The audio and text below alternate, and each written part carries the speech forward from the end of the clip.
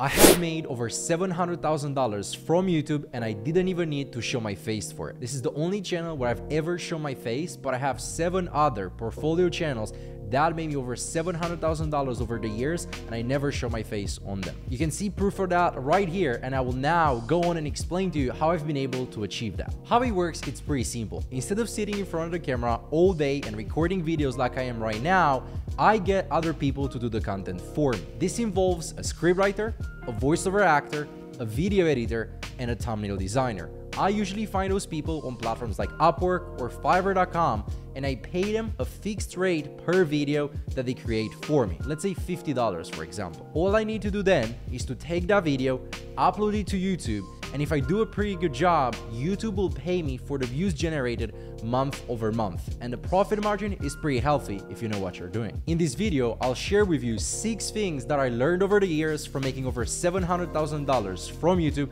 without ever showing my face. The first thing that I want to share with you guys is that if you lack resources to start with, you just gotta be resourceful. I want to tell you a little story about how I started my first YouTube automation channel. I didn't have a lot of money, but I had a lot of time. So instead of going on there and paying expensive rates like $50, $60, $70, $100 per video, which again, it's not that crazy, but for me back then it was, I went ahead and called one of my friends, which was pretty good in English, and I offered him a job to work for me for this new YouTube automation channel that wasn't even existing at that point. He accepted to do a video for me for $10 or $15 per, and that was crazy good because I was doing the thumbnails myself. I was having him a $10 or $15 to the videos, and then I hired a very cheap overseas video editor to edit the videos for me for $15. So all in all, my cost of production was less than $30, and some of those videos have maybe over $1,000, $3,000, $4,000, even $25,000 each to this day. The point is, even if you don't have thousands of dollars, you can find a way to start this. What I recommend you do is first, again, ask your friends, start doing some of the work yourself, even if you're not the best at the skill, but through practice, you'll get better and better. Or if you really want to get good talent, what you might do, if they really like you and if you have a very, very good plan, you could offer them 10, 20, or 30% in the channel that you are going to create in exchange of their skill. The second point that I want to go over with you today is that how hard you row is less important than what boat you are in. What I mean by this is that the niche is key when it comes to YouTube automation. Taking the time to do in-depth research before you choose the niche that you're going to go all in is very, very important, and I see a lot of people skipping this step and just going with the first niche, the first idea that they have in their head, which will then cost them a lot of money or time later down the road. Whenever I start a new channel nowadays, I take at least 4 to 5 hours to look in the market, see what demand there is, see what type of videos people are watching, what type of money are being made in those markets, and then I come up with a list of pros and cons for each niche. I definitely do not believe that there's a niche better than the other, or that this is the best niche, this is the hottest niche. I literally do not believe that exists, but what I do believe that there is out there is that there is pros and there is cons. And one interesting concept that one of my mentors told me is that whenever you look at the circumstance, it's much easier for you to choose what cons do you want to have rather than what pros do you want to have. The pros of the make money online niche are the following. Number 1 is that the content is evergreen and will get you paid for years and years once posted. Number 2 is that you have multiple ways of monetizing the content. Apart from AdSense revenue, you can also make money from affiliate marketing and brand deals. And number 3, the videos are pretty easy to create, and most likely they do not require a script. You just need to get somebody to share their screen and do a step-by-step tutorial on how to use a certain website or a certain method of making money online. Now let's talk about the cons. Number 1, the niche is pretty saturated. It's been around for a long time, and there have been a lot of people who have went into this niche, make a lot of money, and posted a lot of videos. Number 2, it takes a couple months to get it off the ground. Compared to other niches like celebrities, movies, or sports, this niche will most likely take you 4 to 6 months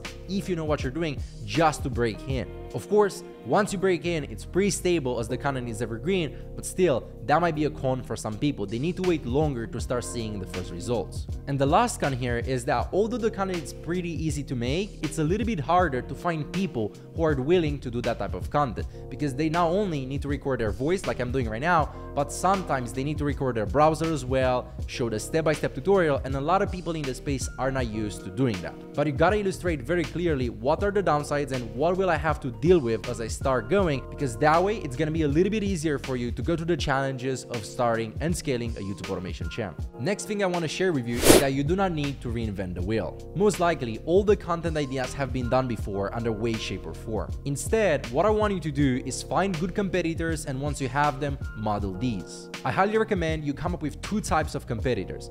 Number one, very big and established competitors. Here we speak about over 300, 500,000 subscribers. And for those, you want to model the quality of the videos. You want to model the quality of production, and you want to get as close to that as possible. The second type of competitor that I want you to have is smaller competitors, usually under 100,000 subscribers. What this will allow you to do is take the video quality from the big competitors and take the ideas from the small competitors. The reason why I say you need to take the ideas from the small competitors is because you have more things in common with them. If somebody with 1 million subscribers gets 100,000 views on a video, and you have 1,000 subscribers and you try doing the same video, you guys do not have the same amount of leverage, so the video might not work as well for you. But if you model a video idea from somebody who has 20,000 subscribers and you have 2,000 subscribers, the difference is not that big, and you will most likely be able to rank and get traction on that video as well, especially if you have a better quality of video. Keeping an eye on the market and on the new competitors that are coming into the space and that are popping up is always a good thing to do. So make sure you study your competition very, very well.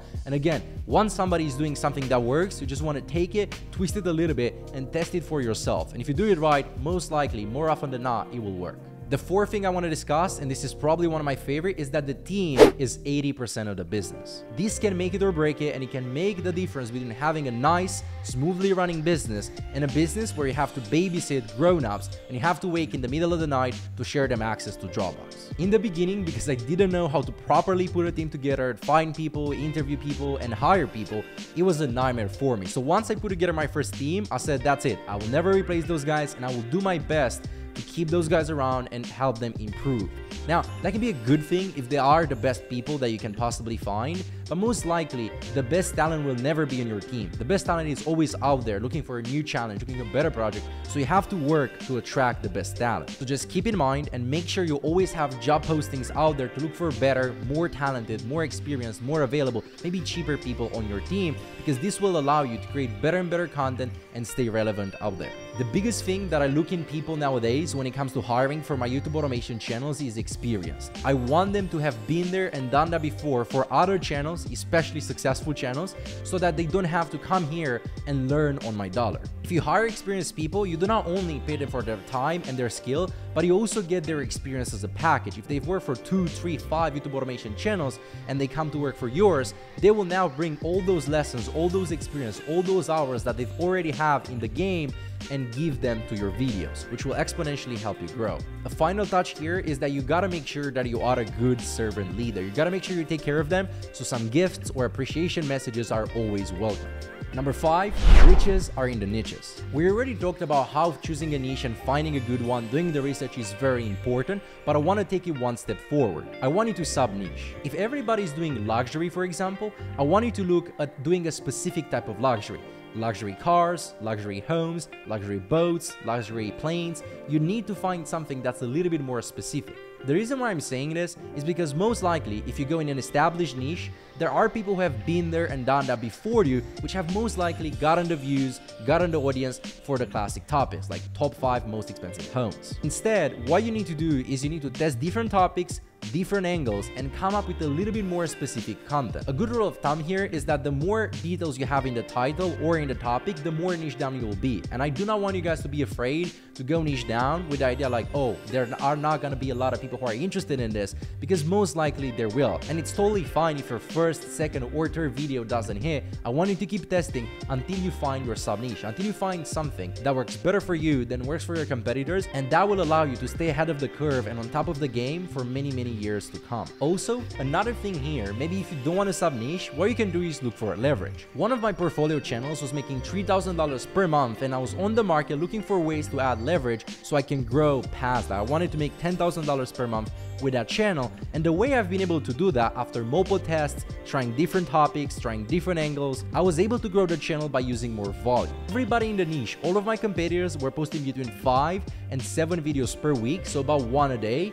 But then we went ahead and tested with 2 videos per day and then 3 videos per day. And what we noticed is that as we started posting more videos, the views grew, which also made the AdSense revenue go higher. And that's how I've been able to take that channel from $3,000 per month to over $10,000 per month in less than 3 months, just by doing more. Nothing better, nothing new, just adding volume, adding leverage, which to my plate meant nothing because I only needed to add a little bit more ideas, pay my team a little bit more, but in comparison with what I was making, that was pennies on the dollar.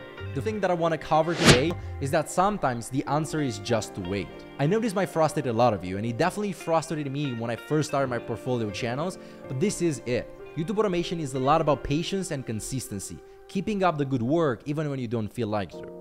There are basically 2 things that you need to look at when deciding what do you need to do for a YouTube automation channel to grow. One is, do you have good stats? Do you have a good average duration? And do you have a good click-through rate? This differs from niche to niche, but most likely when it comes to average duration, you want to be at over 3 minutes and a half, maybe even 4 minutes for each of your videos, if you do 8 to 10 minute videos. And click-through rate, I would say anything over 7, 8, or maybe 10 in the first couple of days of posting the video is good. If you have those stats, it just means you need to wait. You need to wait, test more ideas, and eventually wait for your videos to rank in the algorithm, get traction, and from there, it's game on. If you do not have those stats, on the other hand, patience is going to be a waste of time because first you need to get those stats. Otherwise, the chances of you getting traction and getting in the algorithm and making a lot of money with YouTube automation are pretty low because you do not meet the requirements to have a good video and therefore make a lot of money. That was it for today, guys. If you enjoyed this video, make sure to watch this one right here as well.